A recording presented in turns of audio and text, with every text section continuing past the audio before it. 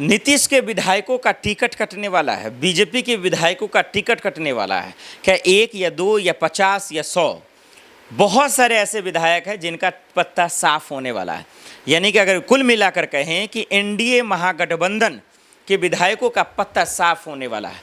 वो कौन कौन विधायक हैं, कौन कौन ऐसे विधायक हैं जिनका पत्ता साफ होने वाला है? क्या वो घोटालेबाज हैं? क्या वो करप्टेड हैं? क्या वो जो है रिश्वतखोर हैं? कौन मंत्री है? क्या मंत्री पद पे भी तो नहीं है वो विधायक?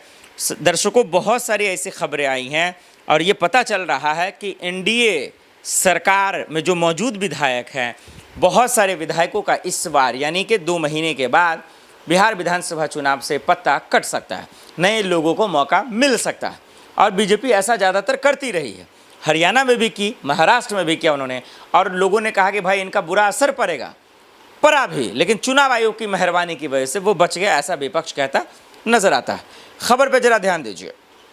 देखिए, खबर जो है दर्शकों बहुत बड़ी खबर है और समझिएगा, चुनाव से पहले अगर ऐसा होता है, अगर बीजेपी वोट काटती है, माफ़ कीजिए टिकट काटती है, या फिर जेडीयू टिकट काटती है विधायकों की, तो क्या दिक्कत का सामना करना पड़ेगा? क्या एनडीए सरकार पे फर्क पड़ेगा? क्या बिहार चुनाव से पहले पार्टियां अपने पैर पर कुल्हाड़ी मारने का काम कर रही है? हम इसका जवाब आपको जो है इस वीडियो में आखिर तक ज़रूर देंगे। लेकिन पहले बिहार विधानसभा इलेक्शन से जुड़ी जो बातें हैं एनडीए को लेकर, एनडीए महागठबंधन को लेकर, उस पर बात करते हैं, फिर हम इंडिया गठबंधन तेजस्वी यादव की बात करेंगे। बिहार विधानसभा चुनाव में बीजेपी जेडीयू काट रही है 70+ विधायकों का पत्ता, 70+। देखिए ये खबर है दर्शकों, ये बिहार तक ने छापा है, लिखा है, यानी कि 70+ टिकटें काट रही है। अगर ऐसा है तो यानी कि समझिए बीजेपी तो भाई 70 के आसपास सीटें लाई थी, तो बहुत भारी पड़ सकता है ये कहीं ना कहीं। और कौन कौन नाम होंगे शामिल, ये एक बड़ा बात है, ये मैं तो नहीं लेना चाहूँगा, लेकिन बहुत सारे ऐसे नाम हैं जो हो सकते हैं। मेरे दिमाग में भी 2-3 है, लेकिन जब तक आधिकारिक बयान नहीं आते हैं मेरे लिए कहना ठीक नहीं होगा। लेकिन आप जनता जनार्दन हैं, आपसे बेहतर कोई जानता नहीं है, आपकी अदालत के सामने कोई अदालत नहीं। आप बताइए ना, बीजेपी का कौन कौन विधायक हो सकता है, जेडीयू का कौन कौन विधायक हो सकता है जिसको टिकट काट सकती है? 70+ नाम है, 1-2 नाम थोड़ी है, 70+ नाम है जिसको पत्ता साफ हो सकता है।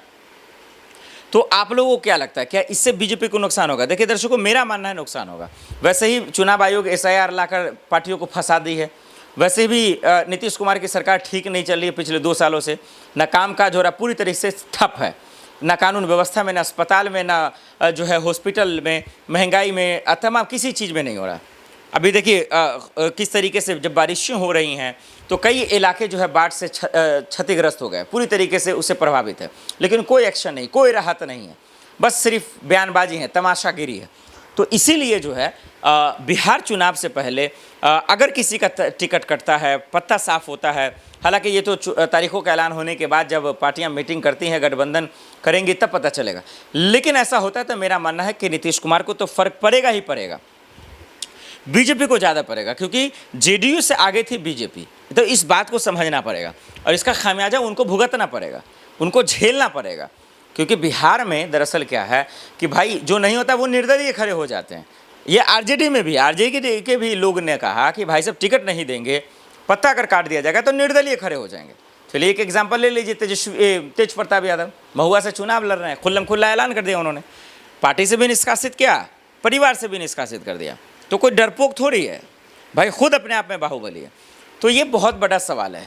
तो जेडीयू और बीजेपी यानी कि एनडीए गठबंधन से 70+ का सीट टिकट कटेंगे। अगर विधायकों की पत्ता साफ होगा तो क्या होगा, ये हमें कमेंट कर बताइए। अब आते हैं इंडिया गठबंधन पर और तेजस्वी यादव ने जो चुनाव आयोग पर बम फोड़ा है उस पर कि उनका नाम वोटर लिस्ट में नहीं है। सही क्या है, झूठ क्या है, आइए पर्दाफाश करते हैं। तो तेजस्वी यादव ने जिस तरीके से सरकार पर आग उगला और चुनाव आयोग को जिस तरीके से मुंहतोड़ जवाब दिया है, प्रूफ के साथ, दस्तावेज के साथ, सबूत के साथ, क्या ये सच्चाई है या इसकी सच्चाई कुछ और ही है? क्या असली सच्चाई कुछ और है? क्या नाम कमाने के लिए तेजस्वी यादव ने ऐसा किया? दर्शकों, मैंने खुद, जी हाँ, जो इलेक्शन कमीशन ने जो दरअसल नेट पर अवेलेबल साइट दिया है उस पर हमने अपने परिवार का चेक किया, मैंने अपना खुद चेक किया, उसमें मेरा नाम तो है। लेकिन जब तेजस्वी यादव ने जो दरअसल ये डाला है एपिक नंबर, उसको मैंने चेक किया तो वो नो फाउंड रिजल्ट लिख रहा है, यानी कि नहीं आ रहा है। अब प्रेस कॉन्फ्रेंस कर कर भी जो है उन्होंने ये बताया कि उनका नाम नहीं है, यानी कि वो चुनाव नहीं लड़ेंगे या नहीं लड़ सकते हैं, ऐसा वो कह रहे थे। फिर उसके बाद वक्त गुजरा, हालात गुजरे, फिर जज्बात भी बदल गए भाई। फिर खबरें आने लगी डीएम साहब का, फिर इलेक्शन कमीशन की तरफ से न्यूज़ चैनल जो है वो चलाने लगा कि भाई उनका नाम है ये वो। खैर अब इस बीच में फंस कर कोई फ़ायदा तो है नहीं, और जिन लोगों का नाम कटा है उनका नाम तो जुड़ेगा भी, लेकिन इनको फ़ायदा क्या मिलेगा, मेरे ये समझ से परे है। चुनाव आयोग ऐसा कर क्यों रहा है? देखिए, कन्हैया कुमार ने साफ शब्दों में कहा कि अगर वो मतदाताओं की सूची बना रहा है, वोटर लिस्ट तैयार कर रहा है, तो ये अच्छी बात है, और किसी का नाम कट रहा है तो ये तो दुख की बात है ना। किसी का नाम क्यों कटना चाहिए? अगर किसी का नाम कट रहा है, कोई अगर बांग्लादेशी है, घुसपैठी है, फिर तो सरकार की ही किरकिरी होगी को कैसे आ जाएगा? यार ये सरकार है या तमाशाहीन सरकार है? इसको अकल उकल है कि नहीं? इसमें पढ़े लिखे लोग हैं कि नहीं? या सबके सब अनपढ़ गवार ही भरे पड़े हैं? यार सरकार तुम्हारी है, एजेंसियां तुम्हारी है, सिक्योरिटी तुम्हारी जिम्मेदारी है, कोई कैसे देश में घुस सकता है? कोई फर्जी डॉक्यूमेंट बना रहा है तो फिर आपका सिस्टम इतना कमज़ोर क्यों है? आप ही लोग हस्ताक्षर करते हो, आप ही लोग के ब्लॉक पर आप ही के अधिकारी बैठे होते हैं, फिर आप ऐसा क्यों करते हो? उसको अच्छे से जो है एनालिसिस करो। पासपोर्ट बनाने में कितना वक्त लगता है, कितना तमाशा लगता है। तो ये तमाम चीज़ें हैं दर्शकों। तो तेजस्वी यादव का आरोप अगर गलत है तो उन पर एक्शन हो, अगर वो झूठ बोल रहे हैं तो चुनाव आयोग एक्शन क्यों नहीं लेती? मेरे ये समझ से परे है कि चुनाव आयोग यार कितना बड़ा जो है सही में मतलब हद ही हो गया यार। आप पर कोई सवाल उठाता है, निष्पक्ष एजेंसियां हैं, आप संवैधानिक पद है आपका, आपके पास पावर है, और उसके बावजूद चाहे एक तरफ राहुल गांधी कहते हैं कि भाई हम सबूत का पर्दाफाश कर देंगे, एक तरफ तेजस्वी यादव आप पर लांछन लगा रहे हैं, फिर भी आप कुछ नहीं कर पा रहे हैं। ये बिहार चुनाव होगा या तमाशा होगा? इलेक्शन कमीशन है या कुछ और कमीशन है? ये तो ये बहुत बड़ा सवाल है। अब तेजस्वी यादव ने जो कहा, जो दिखाया, और उस पर इलेक्शन कमीशन का जो जवाब है, तो अब सच्चाई आपके सामने है। दर्शकों, बिहार में चुनाव होने वाले हैं, और जिस तरीके से कभी SIR के नाम पर, कभी हिंदू मुसलमान के नाम पर जो तमाशा हो रहा है, ये बहुत ठीक जनता के मद्देनज़र नहीं है। मैं बिहार की जनता से, चाहे वो यादव समाज हो, चाहे वो भुइयार समाज हो, चमार हो, मुस्लिम हो, या फिर वो दरअसल जो है गुज्जर हो, या किसी भी समाज के लोग हो, या पासवान ही क्यों ना हो, या यादव ही क्यों ना हो, चाहे वो ब्राह्मण ही क्यों ना हो, तमाम समाजों से मैं ये कहना चाहता हूँ कि जाति में ना बटें आप लोग। चुनाव आयोग को अपना काम करने दें, विपक्ष और पक्ष सत्ता पक्ष को अपना काम करने दें।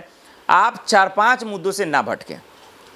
पूरी तरह से बिजली प्रॉपर मिलना चाहिए और सस्ती मिलनी चाहिए, इस पर अड़े रहें। किसानों के दाम, फसल पूरी तरीके से मिलते रहें, खाद के दाम कम हो, महंगाई कम हो, कानून व्यवस्था दुरुस्त हो, और यहाँ बेटियाँ आराम से जो है सुरक्षित महसूस करें, ऐसा हो, अस्पताल के हालात ठीक हों, शिक्षा व्यवस्था ठीक हो, बस इससे ज़्यादा कुछ नहीं चाहिए। और इस पर नेता जो कर सके, ऐसा नहीं कि बोले कुछ, करे कुछ, सोचे कुछ, हो कुछ, उस टाइप का नहीं। इन सब का जो इन सब के लिए नेताओं से सवाल पूछिए, उनका इलाज कीजिए। बाकी जो राजनीति करने वाले हैं उनको करने दीजिए।